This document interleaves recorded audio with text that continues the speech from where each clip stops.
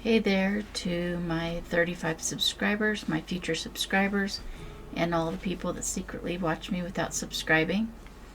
Um, Today I want to talk to you about things to make living in the winter time, in the snow and stuff, a little easier. And first I want to start with the housing kind of things. So when you're when you live in areas that have snow and ice, uh, things are a little bit different. um, so with housing, plumbing has a tendency to freeze and break a lot, and if you don't have the privilege of having PEX plumbing, um, it's very common for the plumbing to freeze and break. So the best thing to do, if you can't afford to replace the plumbing, is to get heat tapes, and then you can get like the tube insulation and put it around it with the heat tape on it, and that'll keep the heat in a little better. It's best to get the heat tapes that come on when the temperatures drop, so that way you're not wasting electricity. Another thing you can do as far as when you're living in places that the temperatures drop that low, and say it rains the night before, water has a tendency to get inside of locks, and then it freezes and you can't unlock, like padlocks and stuff. I used to keep a lighter on me, like a one that I could use to thaw out the locks. But also, I've seen somebody else mention that to put alcohol in a spray bottle, and that makes sense because alcohol does not freeze. So in theory, the moisture could thaw the water, and then with the alcohol in there, it won't refreeze. Also, as far back to the plumbing, when you have a place that and the temperatures are dropping really low, try to figure out the furthest point from where the water comes into the house, and if not, turning it on all the bathrooms and kitchen, at least the furthest point from the house, turn the water on just a tiny bit, just a trickle, just like running really slow, and it'll hopefully help minimize the pipes from freezing. Always make sure there's heat accessible to anywhere there's plumbing in the house. I've seen people that put up blankets blocking off certain rooms. They'll like literally block off the kitchens and the bathrooms because they just want the living space heated, but then you're going to end up with broken pipes. So please make sure not to do that. And not only that, if you hang up a blanket and you're going in and out of the room, animals are going in and out of the room, it creates condensation, and it increases the likelihood that mold can grow. I have seen that with a rental before, where somebody hung up a blanket and mold got out of control. So please don't do that.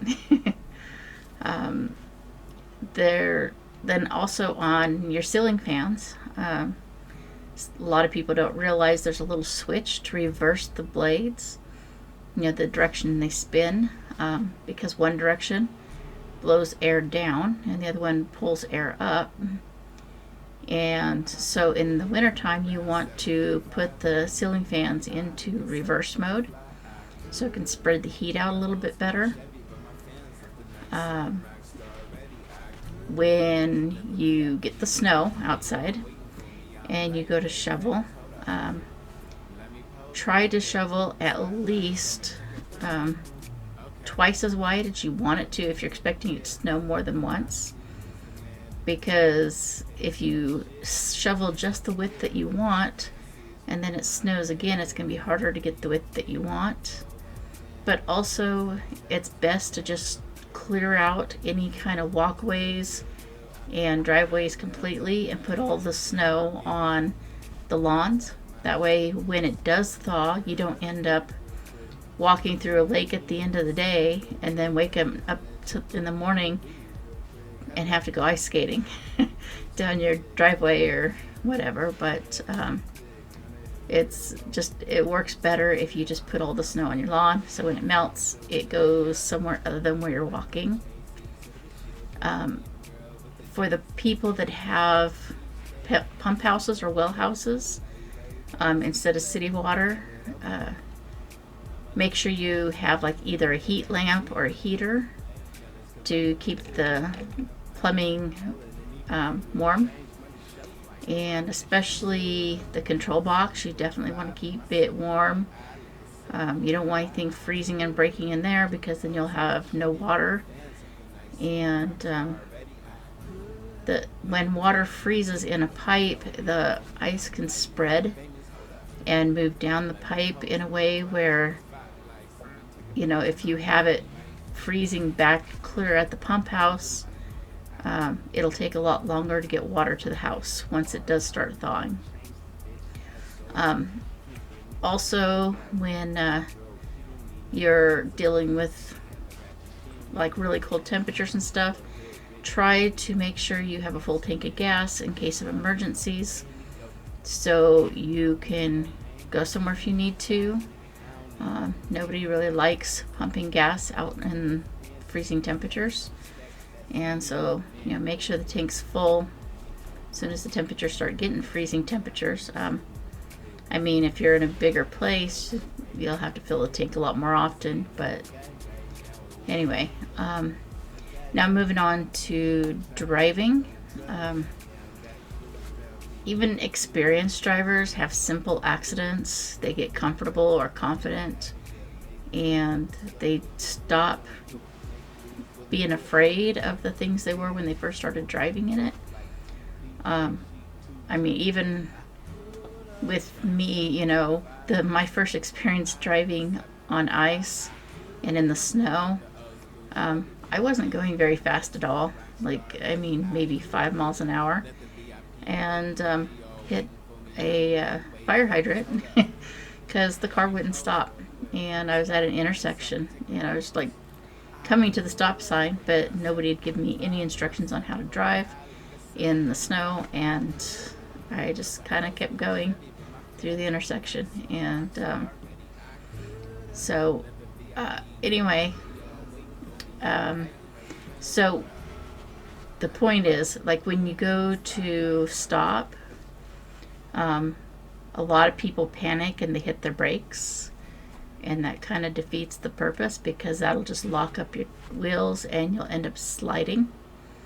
The best thing to do when, say, you're driving around in snowy, icy areas, if you have to turn a corner, you have to come to a stop sign, let off the throttle long before you would normally press on the brake, and just apply the brake gently. And if you start to slide, just touch the throttle gently to try and get the tires to turn, and usually that'll all help, but good luck. And if it's your first time driving in the snow, please stay off the highways. If it's your first time, stay somewhere where the speed limit's really low, and get some practice in before you try the faster speeds. Because not only do you have to deal with the fact that you don't know how to drive in it, but for some reason most people on the highways don't seem to know how to drive in it, and they do it anyway. So please stay off the highways unless you know how to drive on the highways in the conditions that they're in. Make sure before you leave to go anywhere, if you're going a little ways away from home, make sure that you know how to put chains on your car. And I don't mean just read the instructions, get outside, practice. Put them on, take them off, do it a couple times so you're comfortable with it, so you understand how it works. Or get studded tires. Studded tires grip the snow a lot better. You just can't have them on the car. I mean, in my area, I think usually they're legal till April or May, but in a lot of places they're not. Other things to do if you're planning on going somewhere, make sure you have a shovel in the car in case you get stuck and need to dig your way out, dig around the tires or whatever. Make sure you have an ice scraper, because sometimes the ice will build up on the window and you'll have to scrape it off, or on the headlights. And then again, you could also do the same thing as before with the house and the locks and stuff, is have a spray bottle with rubbing alcohol in it. Don't have spray bottles of things without alcohol in the car in the winter, because it will get forced up and out of the bottle through the sprayer, whether you use it or not. Make sure also when you're traveling, make sure you have something that you can put under the tires, so if you do get stuck, it'll help you get traction and get back on to whatever your road or whatever you're going on. Make sure you have extra food, clothes, blankets, because if you break down, you don't know how long you're going to be stuck. So prepare for, like, if you are going to go camping or something, and just have extra stuff. Because if you get stuck and it's cold outside and the car won't start, blankets are really important. And make sure that you have your antifreeze topped off. Don't be using that 50-50 stuff. That's pointless. If you're unsure, they have testers you can get where you just they've got like little balls in it, and you dip it down into the antifreeze and squeeze them up, and different numbers of balls will float telling you what temperatures it's good to. But basically, just always keep straight antifreeze in the car.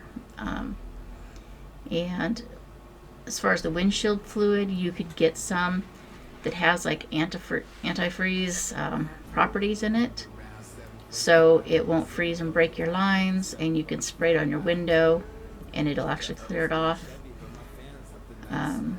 Again, make sure you have a full gas tank as often as possible, so you're prepared in case you get stuck and the car still runs but it can't move, so you can stay warm. Make sure before you leave to go somewhere, call for road conditions. If you're in California, the number is 1-800-427-7623. I will try to remember to put the phone number in the description box below just in case. Sorry, I don't know the number for everywhere else, but I'm in California, and that's where I've always been pretty much since I was little. Also, when you're traveling, wear layers. It's a lot easier to take a layer off if you get too hot than to try and put extra layers on. And before you leave to go somewhere, check around your tires, in the part above them. Make sure there's not ice built up. If there is, knock it off. You don't want to be driving down the road, have it fall off and hit it and lose control of the vehicle. Also, let's see, pedestrians. One thing that really bothers me, because I like to go for walks sometimes when I'm able, and a lot of people really don't think about the pedestrians when they're driving. But if you see pedestrians and you're driving on a slushy road, please respect the pedestrians, slow down, Don't spray them with muddy, slushy water because that's very rude. And not only that, you could lose control and end up hitting the person. So please be cautious whenever you're passing somebody that's on foot or that's on bicycles. And yes, I've seen people ride bicycles in the snow. And snowplows, for those that have not driven around snowplows, please keep a distance. Don't get too close to them. And I don't mean just behind them, but don't get too close, like trying to pass them, because things can go bad in a split second, and you don't want to get into an accident with a snowplow. If you do end up stuck somewhere and you have to leave your car running, make sure that around the exhaust pipe is clear and that the exhaust is not being backed up into the car. That's very deadly. So anyway, that's all I can think of for now. If anybody else has any other tips, feel free to leave it in the comments. And I'm going to get this video wrapped up, and I've got some things I got to do. So anyway, like, comment, subscribe. Hope you enjoyed the video, and should be back next weekend hopefully. So see you then. Bye.